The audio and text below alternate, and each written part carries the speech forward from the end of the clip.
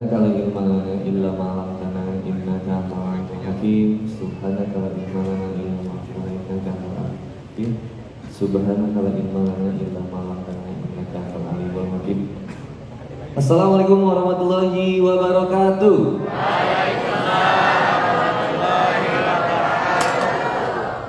Alhamdulillahilladzi anzala sakinata fi qulubil mu'minin liyazdadu imana ma'a imanihim. Asyhadu an la ilaha illallah wahdahu la syarikalah wa asyhadu anna Muhammadan abduhu wa rasuluh. Allahumma shalli ala sayyidina Muhammad wa ala alihi wa sahbihi wa man tabi'ahum bi ihsani ila yaumiddin. Wallahu ta'ala kitabul karim. A'udzubillahi minasyaitonir rajim. Ya ayyuhalladzina amanu taqullaha haqqa tuqatih wa la tamutunna illa wa antum muslimun. Ya ayyuhan nas ittaqu rabbakum alladzi khalaqakum min nafsin wahidah wa khalaqa minha zawjaha wa batha minhuma rijalan katsiran wan nisaa. Wattaqullaha alladzi tasaaluna bihi wal arham innallaha kana 'alaikum raqiba. Ya ayyuhalladzina amanu taqullaha wa qulu qawlan sadida yuslih lakum a'malakum wa yaghfir lakum dzunubakum wa may yuti'illaha wa rasulahu faqad faza fawzan 'azima. Amma ba'd. Alhamdulillah summa alhamdulillah. Kali kedua datang ke Masjid Asmaul Husna bersama dengan pria dan wanita terbaik se-BSD Raya. Semoga Allah Subhanahu wa taala meridhoi perjuangan teman-teman semuanya untuk sampai ke sini. Yang datang sama bestinya, semoga teman-temannya menjadi teman yang soleh-solehah. Yang datang sama pacarnya, mudah-mudahan oh ini tega banget sih. Gimana kalau Senin besok dia mau nikah sudah? Yang pacaran mudah-mudahan diberikan hidayah gitu. Astagfirullahaladzim, jeritan para wanita jomblo. Yang datang sama orang tuanya, mudah-mudahan senantiasa orang tuanya diberikan kesehatan sama Allah SWT. Yang ketemu mantan tadi di parkiran, semoga diberikan kekuatan hati yang cukup untuk menyadari bahwa ternyata harapanmu untuk seperti Indomie menjadi seleranya ternyata hanya sebatas menjadi kodomo, teman baikku. Alhamdulillah, alhamdulillah, senang banget kali kedua ini, dan mudah-mudahan dengan tema ini bisa buat kita lebih semangat buat hadir di masjid insyaallah. Bapak sekali, teman-teman sekali, Allahumma anta rabbi la ilaha illa anta khalaqtani wa ana abduka wa ana ala ahdika wa wa'dika mastata'tu a'udzubika min syarri ma sana'tu abu'u laka binikmatika alayya wa abu'u bidanbi faghfirli fa innahu la yaghfiru dzunuba illa anta. Rasulullah Muhammad SAW menyampaikan tentang siapa yang membaca Sahihul Istighfar pada pagi harinya, kemudian siang sore harinya wafat, maka Allah akan masukkan ke dalam surga. Siapa yang membacanya di petang hari, maka kemudian ketika dia wafat di malam hari pun dia akan dimasukkan ke dalam surga. Sahihul Istighfar ini mahkotanya istighfar. Fadilah banyak istighfar itu salah satunya adalah Allah memberikan kelancaran terhadap rizki. Yang belum punya keturunan, Allah berikan kemudian keturunan yang terbaik. Yang belum nikah, Allah pertemukan dengan jodoh yang terbaik. Kamu udah siap? Siap buat jadi anak, jadi ibu bagi anak-anak kita? Bukan kita maksudnya ini. Coba, emang kalau udah siap nikah, emang mau nurut sama suami? Mau menyayangi suami dengan sepenuh hati? Benar. Ampun, kamu udah gak kuat banget kayaknya. Ya, Insya Allah, jangan loncat ya. Iya. Kalau udah siap, mana coba pengen lihat siapa yang udah siap nikah, angkat tangannya. Tuh kan? Mana yang udah siap? Ibu langsung. Emang udah siap juga ibu. Rasulullah Muhammad SAW menyampaikan, ketika kemudian Nabi Muhammad SAW sedang menasehati Ibnu Umar radhiyallahu anhu. Ketika kemudian dipegang pundaknya, kemudian dikatakan, "Kun fid dunya ka'annaka gharibun aw 'abiru sabil." Hiduplah engkau di dunia ini seakan-akan sebagai orang asing atau sebagai pengembara. Orang yang asing itu asing. Apa sih? Bercanda. Orang yang asing itu ya gimana sih? Gak dimengerti. Coba teman-teman misalkan, pernah gak ngerasain ketika di Bandara Soekarno-Hatta naik lift terus ketemu orang yang dari misalkan Chinese itu banyak biasa waktu aku ke Sulawesi.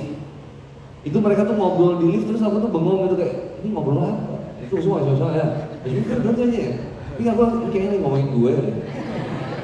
Karena gak ngerti kan. Sama seorang yang beriman kepada Allah Subhanahu wa Ta'ala itu kadang sulit dimengerti sama orang manusia yang biasa. Aneh banget. Fitrahnya wanita tuh pengennya memperlihatkan keindahan kecantikannya, rambutnya, bodinya, lekuk tubuhnya. Tiba-tiba ketika dia di Islam kemudian dikatakan jangan ketat-ketat pakaiannya, gak boleh kemudian terlihat punduk unta di kepalanya, kemudian harus lebar, kemudian jangan yang nyekek. Ini hampir itu kalau pakai hijabnya seminggu leher panjang, ketarik terus. Jangan kemudian kelihatan bentuk tubuhnya, gak boleh tabarruj, dandan berlebih. Bahkan kemudian Rasulullah Muhammad SAW menyampaikan seorang wanita yang menggunakan parfum agar kemudian dicium wanginya oleh orang lain, laki-laki yang bukan mahramnya, maka dia seperti seorang pelacur. Maka dandan cantiklah, wangilah di depan suamimu. Kalau jomblo, istighfar. Kalau dandan cantik di depan suami, yang bahagia ya suami. Pakai pakaian seksi boleh nggak? Usah, aku tuh pengen banget pakai pakaian seksi. Boleh. Di mana? Depan suami. Pakai swim suit,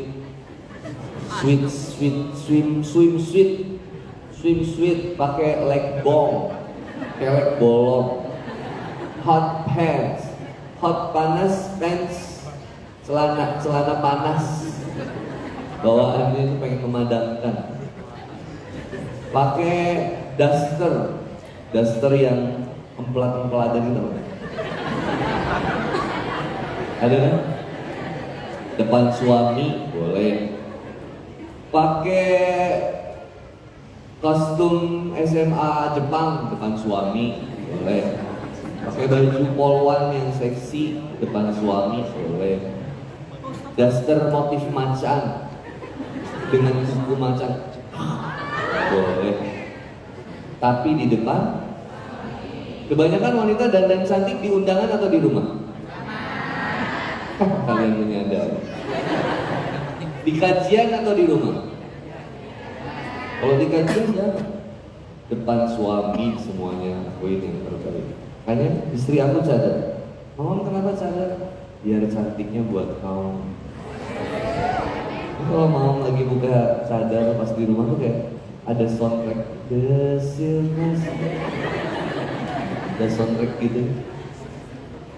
Maka ketika menjadi seorang yang beriman, itu senantiasa terlihatnya asing gitu. Yang lain senangnya healingnya, jalan-jalan ke mall. Sini mall apa?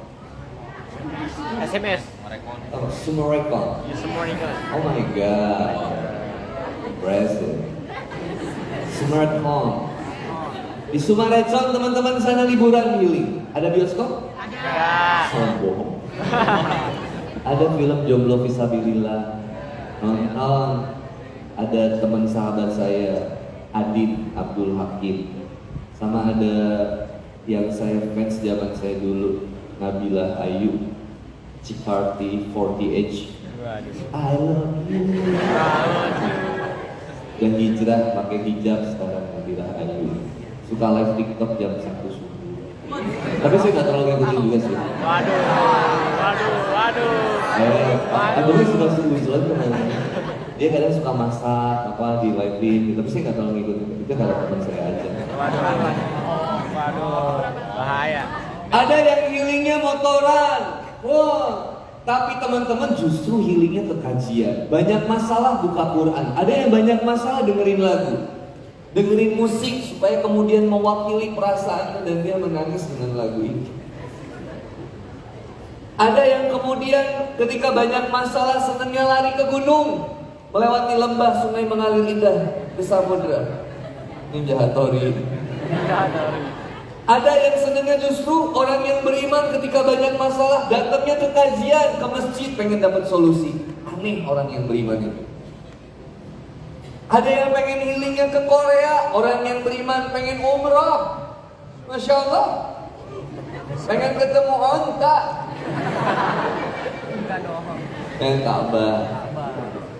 Maka Rasulullah Muhammad SAW menyampaikan, ingat ada 2 raudhah di dunia ini. Raudhah yang pertama di Madinah.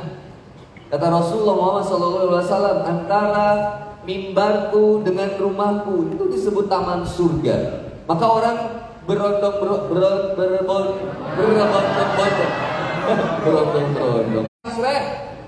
Surat dari travel untuk kemudian ngantri pengen masuk raudhah. Kalau enggak pakai aplikasi nusuk, download aplikasinya, baru kemudian bisa masuk ke raudhahnya. Tapi ada raudhah yang kedua di dunia. Apa? Kata Rasulullah Muhammad SAW, kalau mau menjumpai taman surga yang ada di dunia, maka ketika itu datang, duduk dan dengarkan. Ya Rasulullah, apa itu ya Rasul? Majlis ilmu.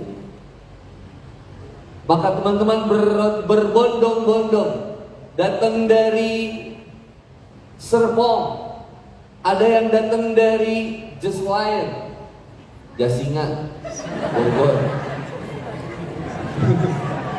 dari Jakarta, dari mana lagi? Bandung. Bintaro sektor 1. Iya. Perumnas 1. Gimana tuh? Perumnas 1. Ada yang nanti. Dari mana lagi? Samping masjid. Hah? Samping masjid. Lanjeng. Pajeng. Rajek. Rajengku mana tuh? Rajengku mana tuh? Nanti. Banten. Serang. Oh, Kabupaten Tangerang. Jauh. Pak, kamu pakai apa ke sini? 2-an. Bertiga, DP3 gitu. Yang satu gini dulu. Kamu pakai apa? Motor. Berdua. Udah makan? Ini jamaah nyusahin. Dan belum sarapan, udah tadi makan siang. Ini ada motor istirahat. Oh. Mana ya? Habis duitnya. 50.000 masing-masing ya.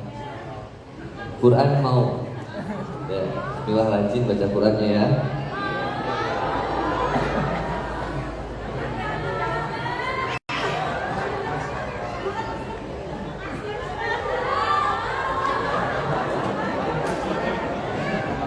Dari Rajeng. Rajeng. Rajeng Pak Ustaz. Rajeng. Itu asem banget itu bener-bener. Rujak. Aduh, aku jadi rujak pikiran aku. Rujak. Oh, jauh ya. Ya, sing ikhlas ya. Ada lagi yang jauh? Bogor. Dari mana? Cipajang. Parung Panjang itu jauh. Panjang. Kabupaten. Naik apa ke sini? Berdua juga.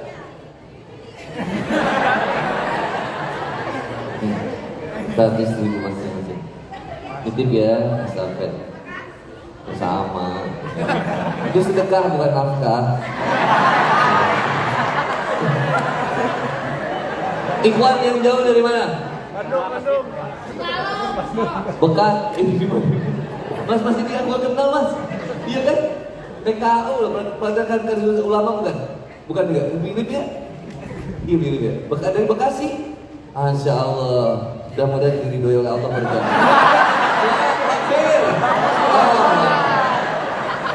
Ya. Maka teman-teman ketika menjadi seorang yang beriman, kita seperti asing karena aneh. Yang lain senengnya anak muda pacaran, ini nggak mau. Bukan nggak laku. Belum aja ada yang beruntung dapetin kita. Itu kan. Dah. Orang lain mikirnya begini. Orang yang beriman tuh unik kan? Pengennya dihijab, tutup aurat baik-baik. Yang lain IG-nya nggak di private, dia di private karena menghindari di follow sama laki-laki. Yang lain senengnya umbar aurat, kemudian dibuka sebagian kancingnya. Udah yang mana? Dia seneng banget. Yang ini nggak mau mengumbar aurat, dia cuma posting Instagramnya jadi kata-kata dakwah. Kalaupun dia jadi selebgram, dia memotivasi untuk kemudian orang-orang tuh bangga dengan hijabnya, terlihat cantik, beauty dengan hijabnya. Laki-lakinya juga nggak mau pacaran, yang lain berusaha merusak wanita, dia berusaha menjaga untuk kemudian nggak mau pacaran sebelum nikah, kecuali pacaran setelah menikah dia mau. Tapi dia senantiasa tersakiti oleh wanita yang menganggap dia tuh, kamu terlalu cukup, culun banget. Kalau aku pacaran sama kamu tuh aku nggak diapa-apain. Gak rame, gak suka, aku senangnya bad boy. Pas itu wanita jadian sama yang bad boy. Begitu kemudian disakiti dia bilang apa? Laki-laki sama. Semua laki-laki sama. Hello. Kamu belum ketemu aja sama kita di sini. Jangan lihat kita dari pendiamnya. Malam pertama kita heboh. Maksudnya deg-degan gitu, gimana nih? Ini lihat laki-laki di sini, Masya Allah. Seneng nggak punya suami yang rajin sholat? Kamu lagi tiduran di sholat yuk. Bahagia dengan orang yang takwa itu. Kenapa? Ketika ada permasalahan diselesaikan dengan cara apa? Quran. Ada masalah dikit diselesaikan dengan cara apa? Kalau ucapan Rasulullah Muhammad SAW. Indah, gak ada marah-marahan. Kalaupun ada marah-marahan gak lama. Kenapa? Karena Allah gak suka, Rasul gak suka kalau umatnya marah-marah. Maka setiap dia mau marah-marah, papa, mama, wah udah sama-sama begitu gak akan beres-beres. Tapi ketika istrinya udah solihah, suaminya marah, dasar mama ya, panda Cina. Ya maksudnya gede gitu. Panda kan dari Cina kan. Dasar mama koala. Mamanya udah hijrah, akhirnya mama bilang Allahumma sholli ala sayyidina Muhammadin tibbil qulubi wa dawaiha wa afiyati abdani wa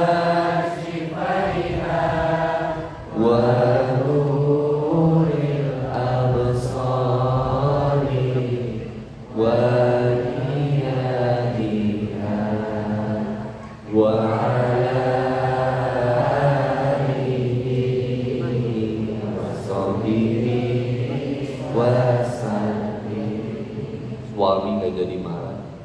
Pas mau bilang lagi torrent, penguin torrent jadi tahu penguin torrent? Gede, warna-warni itu mau dibegal. Pinggir. Allah. begal mendadak tobat gitu. Dia pas mau gini, janganlah saya merasa bersaudara. Dosa mas, oh itu dosa. Saya pengen tobat mas. Allah tidak pernah bosan mengampuni dosa kita. Cuman kita yang suka bosan minta ampun sama Allah. Kayak maaf. Maka seseorang yang dekat sama Allah tenang kehidupannya. Orang yang pusing, kesel, banyak masalah, wah, itu jauh dari Allah. Kalau dekat sama Allah mah seneng. Ada masalah dikit, ambil air wudhu. Allahu Akbar. Banyak cicilan, Allah. Hutang jatuh tempo, Allah. Ya, level yang pertama kita butuh Allah karena sesuatu dulu, nggak apa-apa. Kadang harus ada utang dulu baru ingat Allah. Kadang sakit dulu baru ingat Allah. Kadang disakitin dulu baru ingat Allah. Ada masalah keluarga dulu baru ingat Allah. Tiap-tiap diundang, ya Ustaz Mas ya, kita kalau misalkan ada sekolah mau ujian, doa istighosah langsung dicek, Ustaz. Datang ya Ustaz ya. Ini kita mau ujian Ustaz, tolong doanya Ustaz. Aku bilang, kenapa kamu selalu membutuhkan aku di saat akhir? Kenapa kamu nggak dari awal didatengin? Kenapa nggak dari awal pas mau ujian baru ngerasa butuh Allah nih? Oke lah ya, segitu juga udah lumayan. Tapi kita akan upgrade keimanan kita sampai to the next level of iman. Apa yang lainnya? Yang paling kerennya, dan kita nggak butuh sesuatu yang lain kecuali Allah. Karena Allah akan mencukupi kita segala sesuatu. Bukan fokus cari seseorang, itu kita dulu. Sekarang kita fokusnya apa? Fokus jemput ridho Allah. Nanti Allah yang akan memanggil dengan seseorang yang terbaik. Jangan cari dianya dulu, cari Allah. Dapetin Allahnya dulu, baru dapetin kitanya dulu. Ini kita produk limited edition. Laki-laki di sini coba sekarang. Yang paling banyak cewek atau cowok? Cewek. Harus bersaing dengan banyak wanita untuk mendapatkan kita.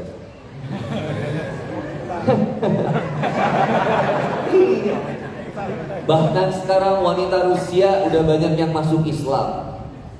Wanita Jepang, tahu kan wanita Jepang? Idolanya sekarang sama pria Indonesia karena mereka tuh ramah, baik, bijaksana, adil, sentosa. Laki-laki Indonesia tuh katanya baik-baik banget. Kebayang kan orang BSD saingan sama orang Rusia? Kamu pilih yang mana? Rusia BSD, Jepang BSD.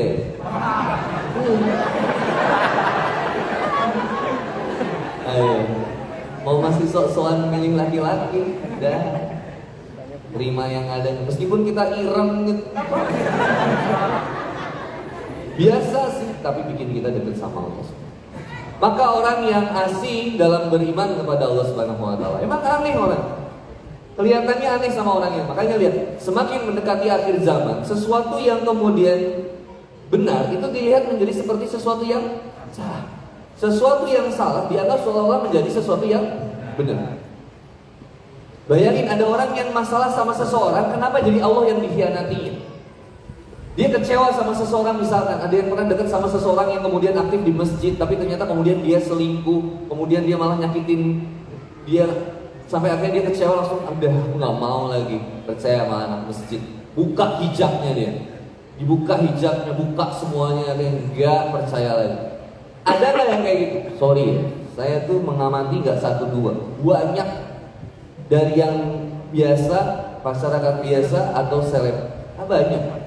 Kecewa dengan seseorang jadi buka hijab, kecewa dengan ini jadi kemudian murtad. Banyak. Kenapa kamu dizolimi sama seseorang malah mengkhianati Allahnya?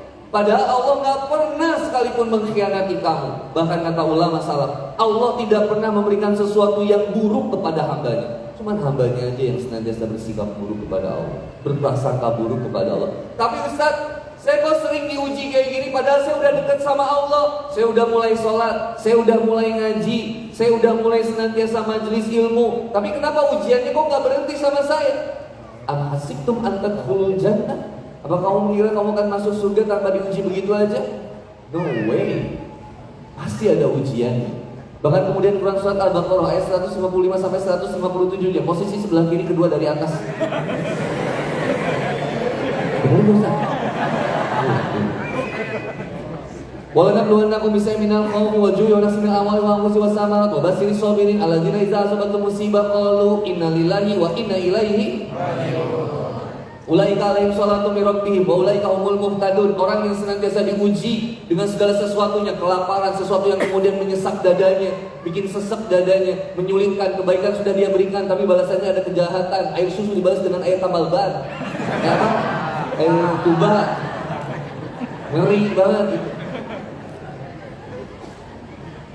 Banyak kemudian keburukan-keburukan yang senantiasa dia dapatkan, padahal dia senantiasa baik sama orang. Dia kecewa, kenapa?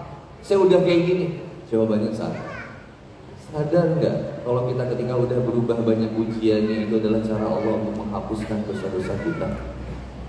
Aku ingat waktu kayak mama bilang, Papa terima nggak kalau diuji kayak gini? Padahal Papa udah berusaha dekat sama Allah. Bismillah sih, terima nggak terima, cuma masih nanya aja kenapa? Kok malah gini banget? Kata mama, terima nggak kalau ini cara Allah menghapusin dosa Papa semuanya? Karena kata Rasulullah Muhammad SAW, dan tidaklah seandainya duri mengenai seorang mukmin kecuali Allah akan menghapuskan dosa-dosa. Apalagi Papa diuji dengan sesuatu yang seperti itu. Kalau Allah udah sayang sama hamba, Allah akan memberikan ujian demi ujian kepadanya. Kenapa? Karena Allah nggak pengen hambanya nanti kemudian tidak memasuki surganya Allah. Saking sayangnya. Maka nikmati aja setiap ujian kita. Nggak usah dikeluhkan, apalagi dibuat status di Facebook, Instagram, TikTok, sambil selfie, sambil nangis. Gak ngomong apa-apa tapi ada captionnya.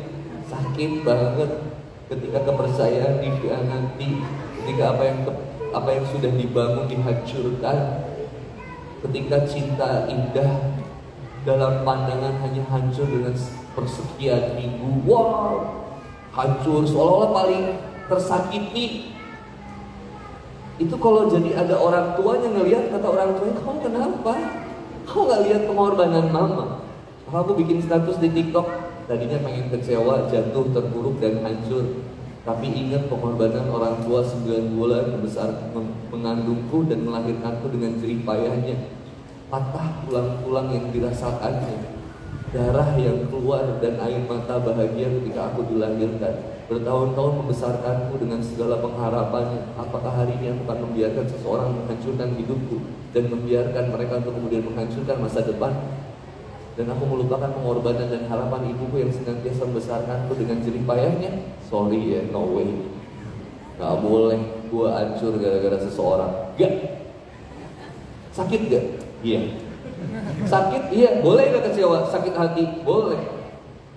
As a human, boleh. Tapi kata Allah, jangan lama-lama. Wala tahinu wala tahzan. Jangan kamu bersedih hati, berputus asa. Jangan. Wa absiru bil jannah. Berbahagialah dengan surga yang sudah Allah janjikan kepada. Maka berbicara dengan masjid. Masjid ini adalah pusat peradaban dan umat Islam. Maka kemudian seseorang akan menjadi cerdas, seseorang akan menjadi hebat ketika di masjid. Orang yang pertama kali baik itu orang yang di masjid harusnya. Kebayang gak? Kita masuk mall, jangan mall lah. Masuk mana? Ya mall, hotel. Di hotel. Di hotel itu ada posisi yang namanya GRO. GRO itu adalah guest relation office. Bayangin, hotel ada bagian khusus yang nyambut tamu. Senyumnya lebar, pakaiannya rapi, bersih, wajahnya berseri-seri cerah karena kosmetik dan skincare-nya udah diatur. Ada budget khusus dari hotel. Bahkan setiap bank, itu customer service itu kalau nggak salah setiap bank itu ada budget khusus untuk skincare. Bener nggak itu dari bank? Iya kan? Ada. Karena istri saya dulu di bank. Maka kemudian mereka menyambut setiap kemudian pegawai konsumen hotel yang datang. Selamat pagi Bapak, ada yang bisa bantu? Baru pertama kali kesini atau tidak? Silakan. Bapak mau langsung ke resepsionisnya atau kemudian mau ngambil dana? Wah, baik banget. Welcoming drinknya disiapin. Bayangin kalau masjid punya guest relation officer. Masjid ada penyambut jamaahnya di depan.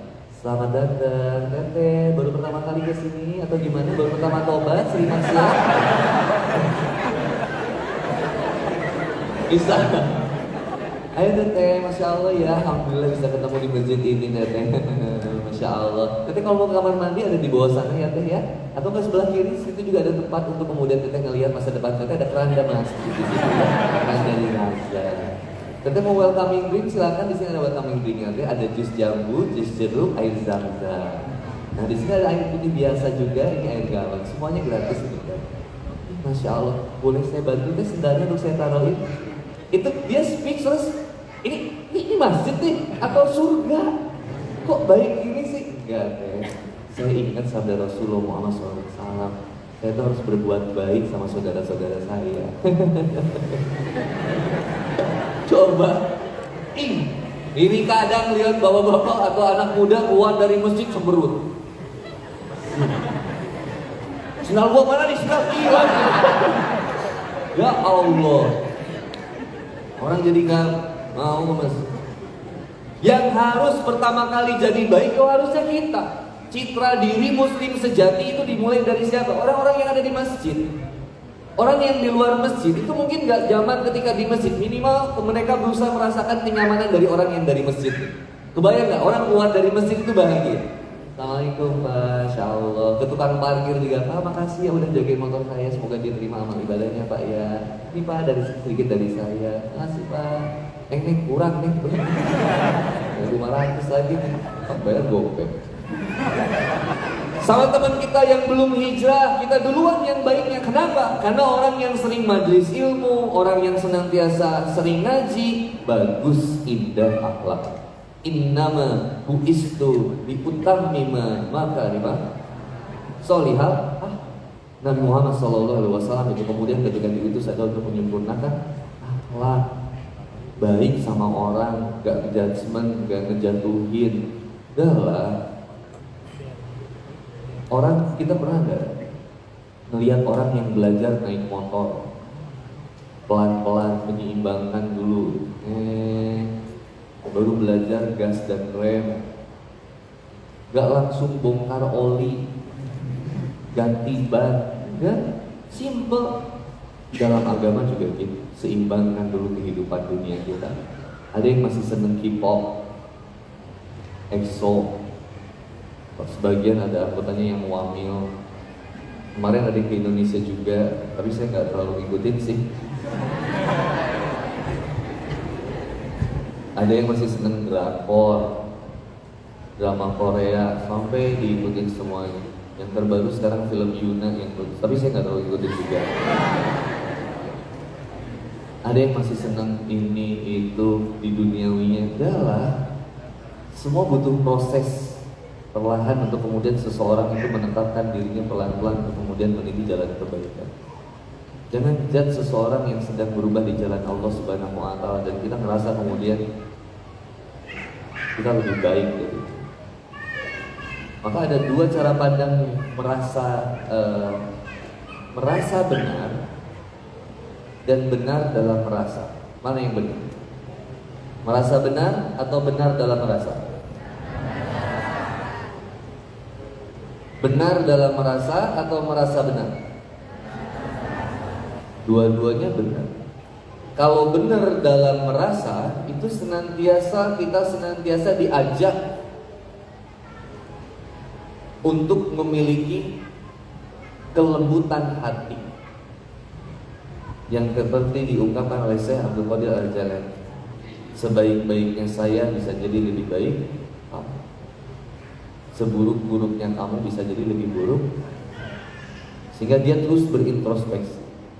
Tapi merasa benar juga boleh. Kenapa? Karena as a prinsip Islam itu menjadi satu aturan yang senantiasa terdepan dan paling benar.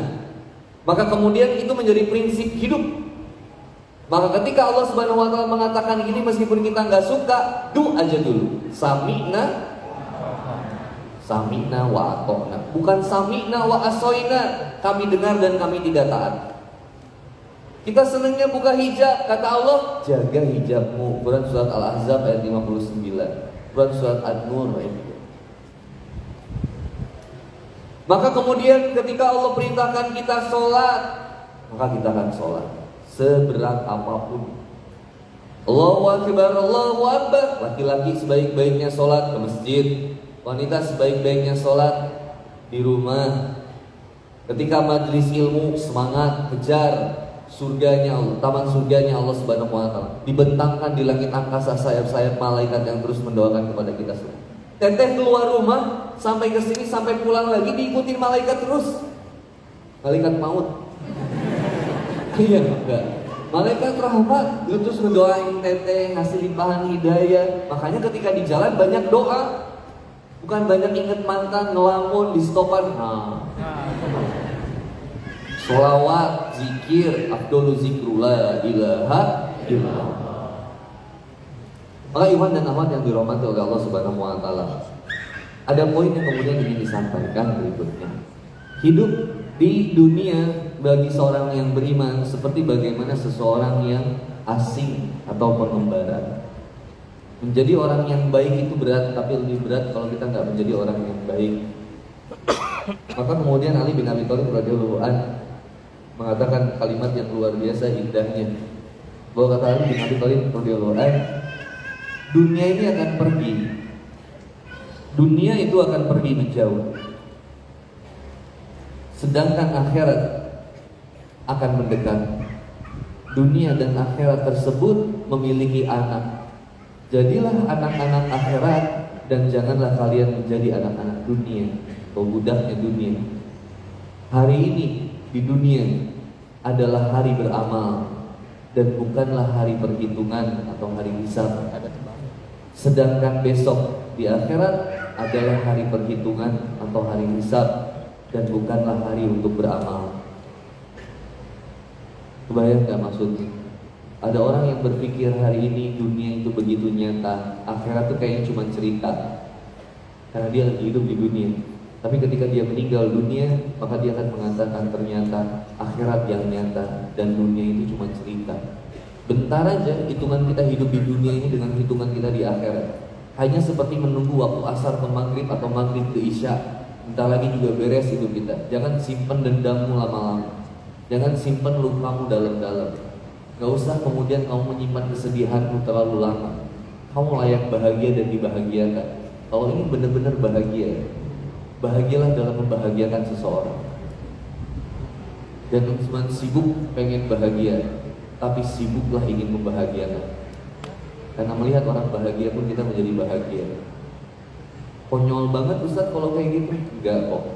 Hal jazaa'ul ihsan ilal ihsan. Balasan dari kebaikan itu adalah kebaikan lagi. Wala tastawi hasanatu wala sayyi'ah idfa billati hiya ahsan. Dan kamu tuh gak akan pernah rugi ketika kamu melakukan kebaikan kepada seseorang meskipun kebaikanmu itu gak berbalas apa-apa. Alimul ghaibi wa syahadah. Allah mengetahui dan melihat bagaimana kebaikan kita itu dilakukan. Berbalas atau tidaknya itu bukan urusan kita lagi. Yang penting kita merasa bahagia melakukan kebaikan sama seseorang. Sakit Ustaz kalau kayak gitu, wajar, as a human. Boleh kita merasa kemudian kita layak mendapatkan kebaikan yang sudah kita berikan. Bersikap baik kepada orang yang baik itu biasa banget. Kucing oranye saya juga ngerti. Bersikap buruk sama orang yang bersikap baik itu kurang ajar. Hewan aja kadang paham.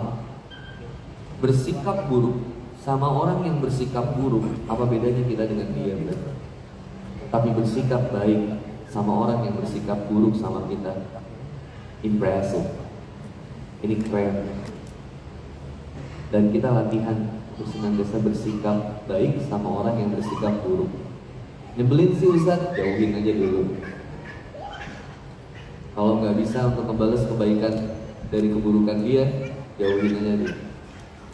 Tapi Ustaz, ada teman saya yang seneng ngomporin saya Ustaz, ketika saya udah mulai berubah, hijrah, dia malah bilang saya so alim, so suci. Kamu gak ngerti ya, kamu tuh zina zaman dulu, kamu tuh kotor zaman dulu.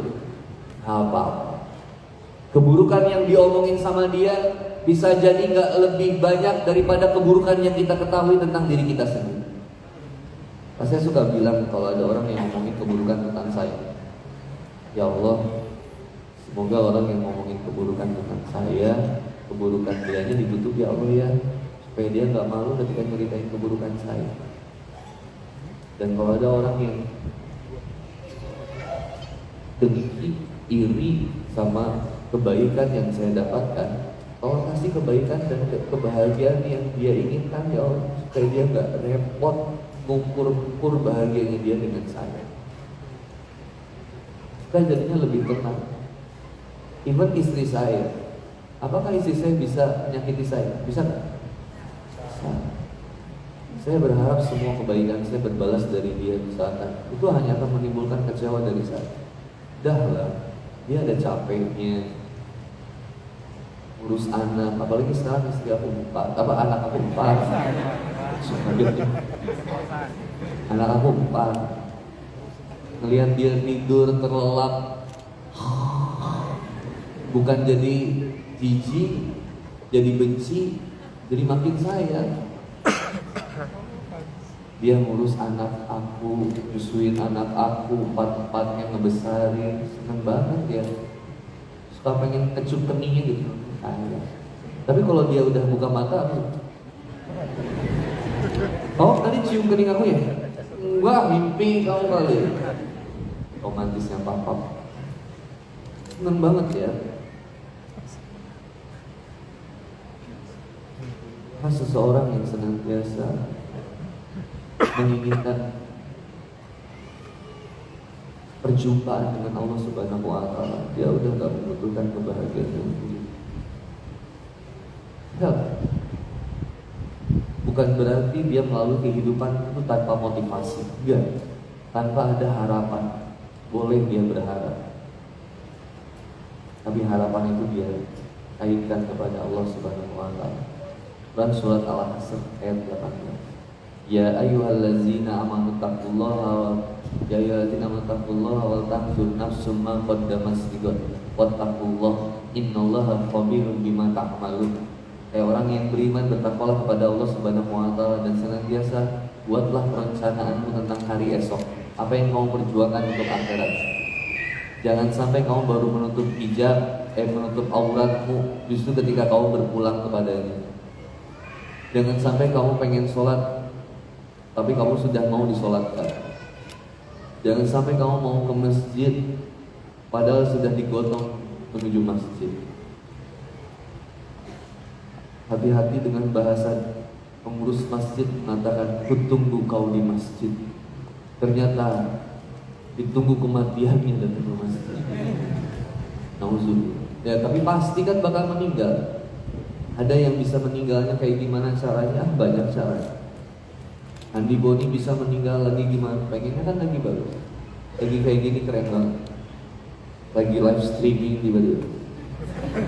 Ya Allah, kematian yang viral. Ya kan? Viral tapi jadi dakwah, matinya aja masih dakwah, bayangin. Seneng gak? Seneng banget. Pernah lihat pemakamannya Ariel? Anaknya Pak Ridwan Kamil. Ini yang ngedesain ini. Meninggalnya aja jadi dakwah. Coba bayangin, kalau kita nggak pernah bosan menyebar kebaikan, balasannya kebaikan lagi. Ada seorang ulama yang menginginkan masuk surga. Ya Allah, masukkan aku ke dalam surgamu karena amal-amalku ya Allah. Maka kemudian dia masuk neraka. Kenapa ya Allah? Karena ternyata apa amal yang kamu kerjakan dibandingkan dengan nikmat yang sudah aku berikan gak sebanding, bos. Maka kemudian ulama ini berdoa lagi, ya Allah, kalau gitu masukkan aku ke dalam surgamu karena rahmatmu ya Allah. Maka dia masuk ke dalam surganya Allah. Bukan tentang besar banyaknya amal, tapi tentang seberapa ikhlas kita melakukan amal tersebut. Masih ingat kisah seorang pelacur? Pecalur. Itu lucu banget tutupnya sound besi.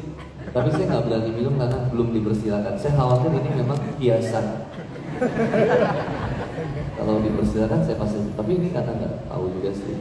Kayaknya ini hiasan aja. Silakan. Oh gitu nih. Kan kalau jelas akadnya enak. Segala sesuatu itu harus ada akad. Makanya seburuk-buruknya akad itu adalah kamu ngomong sama seseorang dan pengen jadi pacar dia, dan kamu berbohong atas nama cinta. Cinta tuh gak nyakitin, cinta tuh gak ninggalin. Kalau sayang, bilang bukan hilang.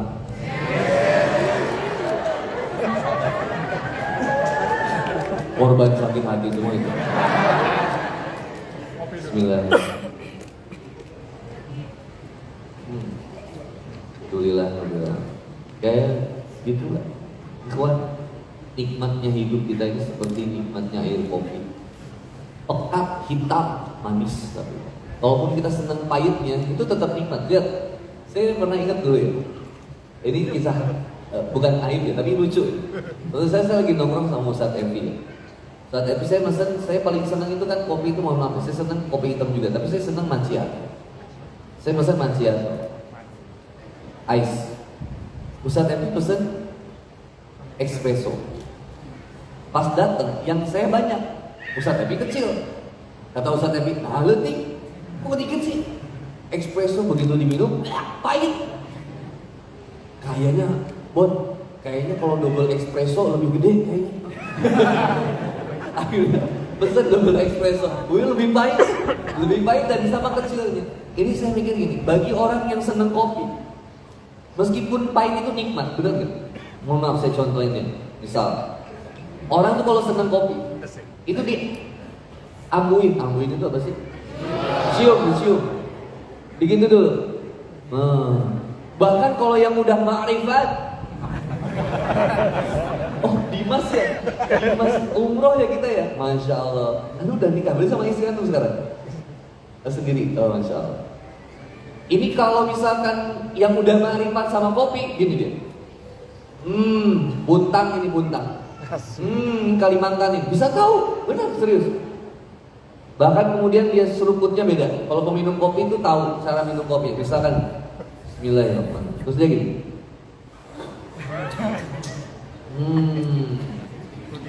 Bisa gitu. Kalau orang yang merifat, meskipun pahit kata kita, tapi kata dia ini bagus, ini enak.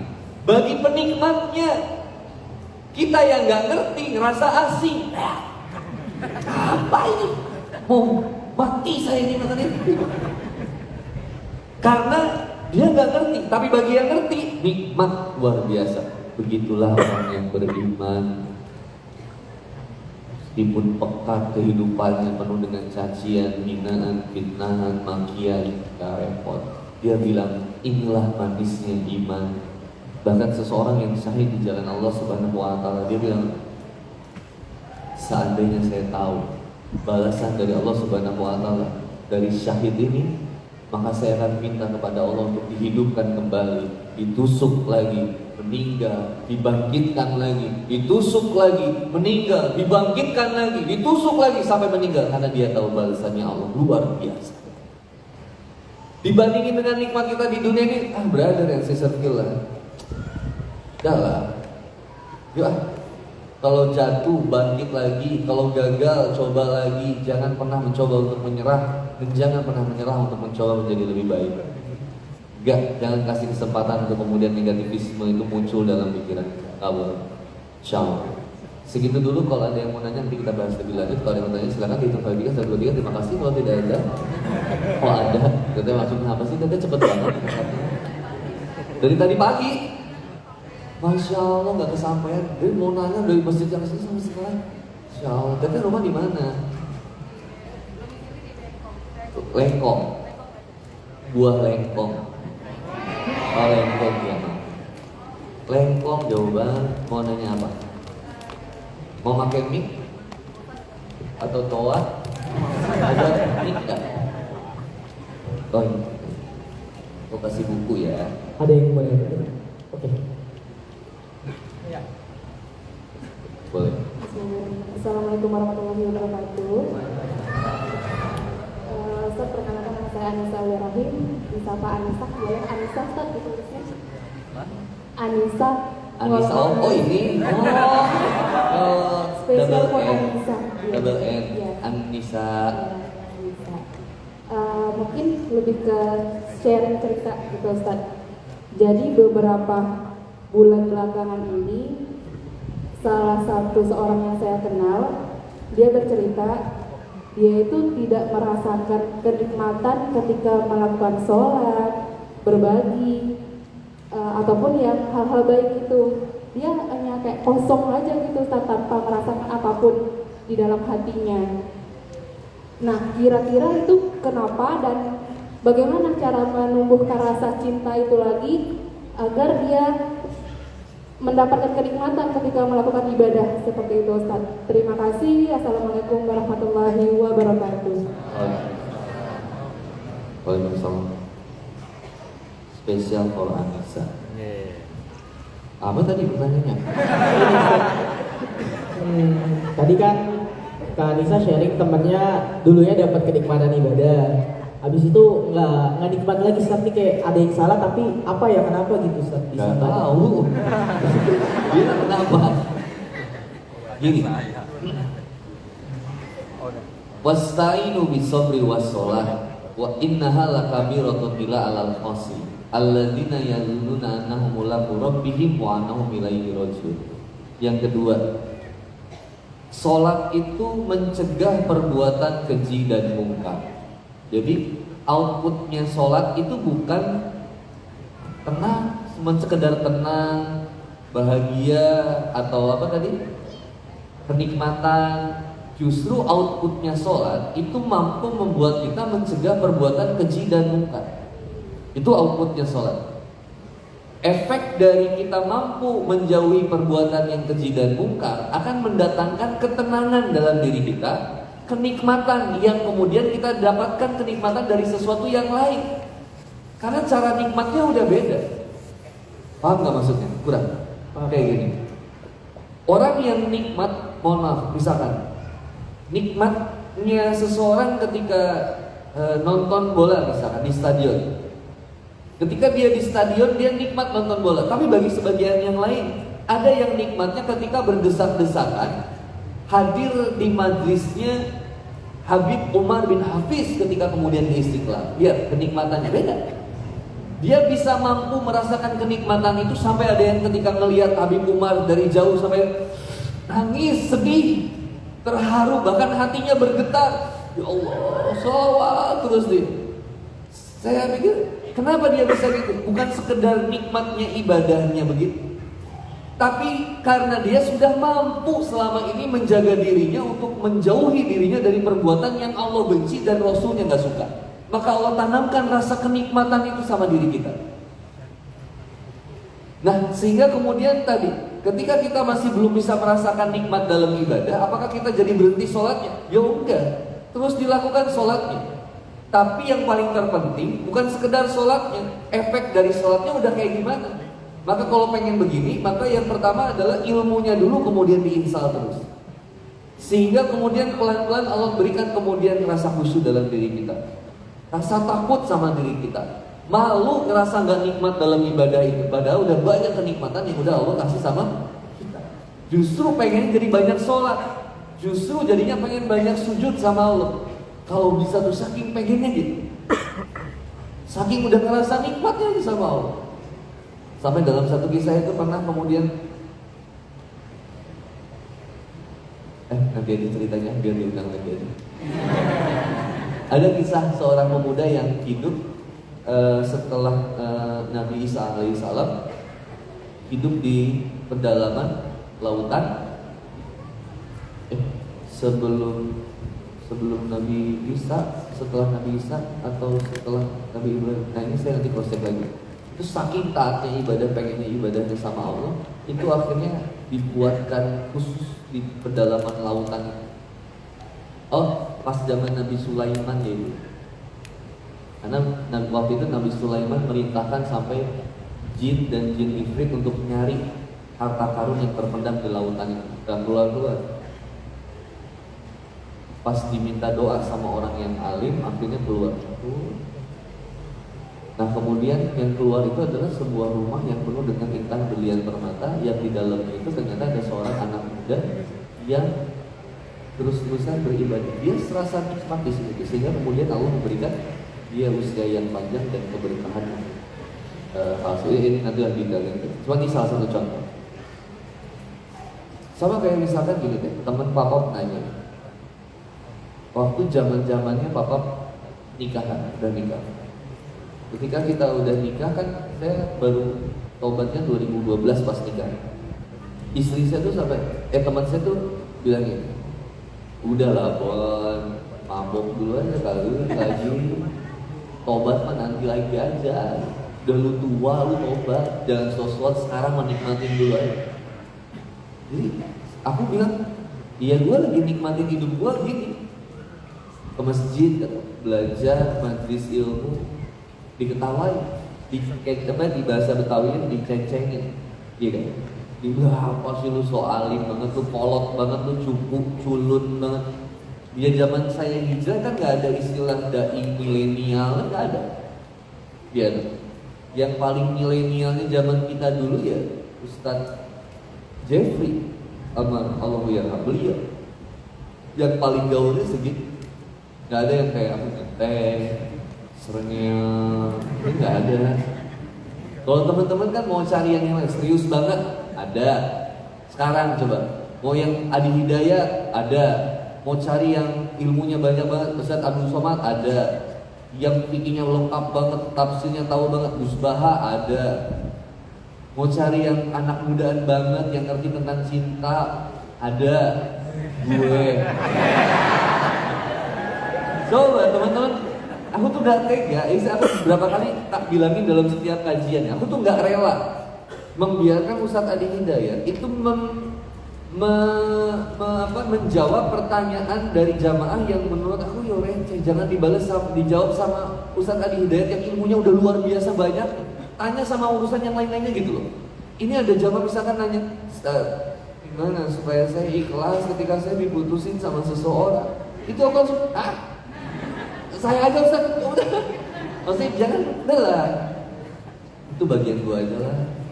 Nah kalau ada yang lainnya ada aku juga bagiannya Ustaz Adi Hidayat. Serius-seriusnya ya bagian Ustaz. Mahani Boni mah happy aja dulu, bahagia. Seneng dulu aja, penting seneng ngaji, seneng, nikmat, dah asik. Sampai akhirnya nanti kita ngerasa nikmat dengan yang serius. Udah bisa nikmatin. Keep calm aja. Keep calm and beautiful.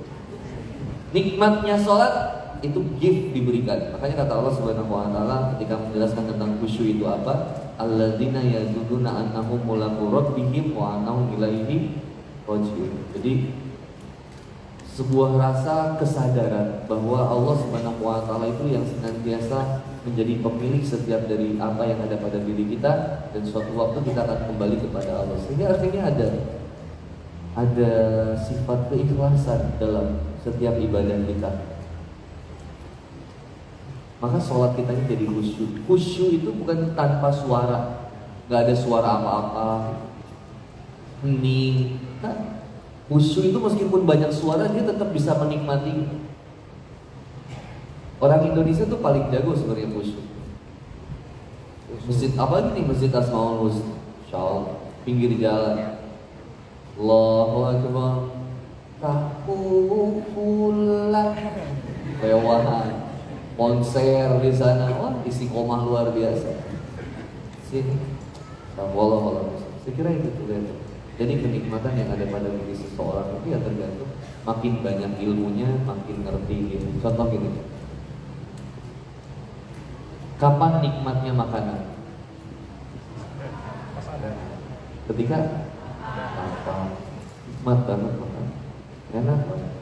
Enaknya kasur kita itu ketika ngantuk, bahkan nggak butuh kasur, dimanapun kita bisa jadi enak banget. Dia bisa menemukan sesuatu kenikmatan itu berdasarkan kebutuhan. Sehingga ketika dalam ibadah dia bisa menemukan kebutuhan.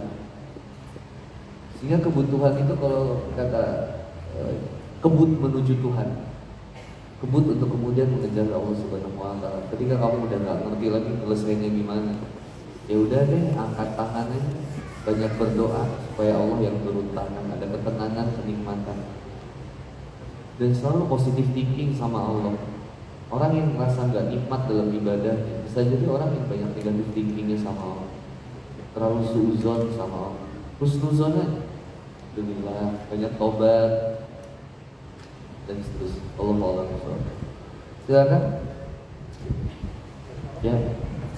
Nah, ini belum